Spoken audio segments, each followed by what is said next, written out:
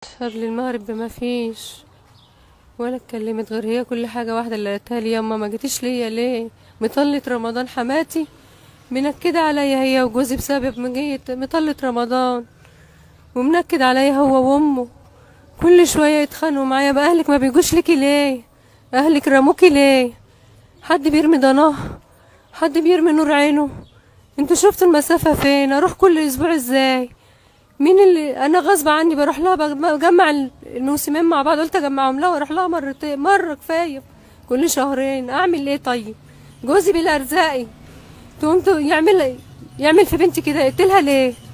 انا عايزه اعرف يقتلها ليه؟ عشان ما الموسم بتاع رمضان مطلة رمضان كنت قلت له انا كنت جبت لك، يعني كنت وديت لك عشان شويه يميش.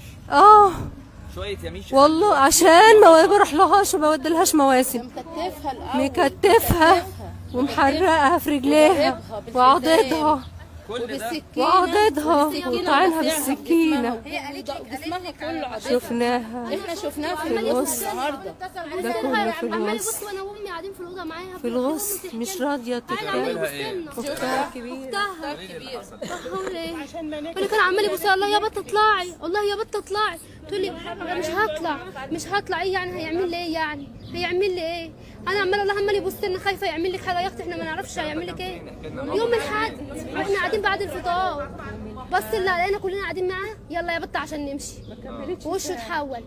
انا قلت ربنا يستر على اختي، هيعمل فيها ايه؟ شكله غريب. وما قالتش، اختي ما بتشتكيش وكاتمه في قلبها والنبي مش عارفه اقول ايه. مجنون. اخته اللي اخته ده عاقل، ده مش مجنون، ده عاقل. هم بيقولوا ان هم كانوا شغالين مع بعض في مستشفى واحده، شغالين ممرضين. طب سؤال، عملت له ايه؟ روحوا سالوا المستشفى. اختي عمرها ما ضرت حد ولا اذت حد. اللي يجي يطلبها في نص الليل تجري عينيا ليه وتروح تساعدهم. عمرها ما قصرت مع حد. وانا اختها 18 سنه عمرها ما غلطت فيا ولا حد سمع لنا حس. الناس كلها بيقولوا انا اعمام بيهم.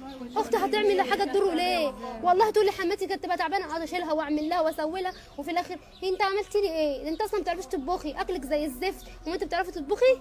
كان لما عاملاها كان كنت تقول لك يروح عندها يجي يا اختي متغير الاقيه يقعد يزعق ويشتم ويتحول عليا.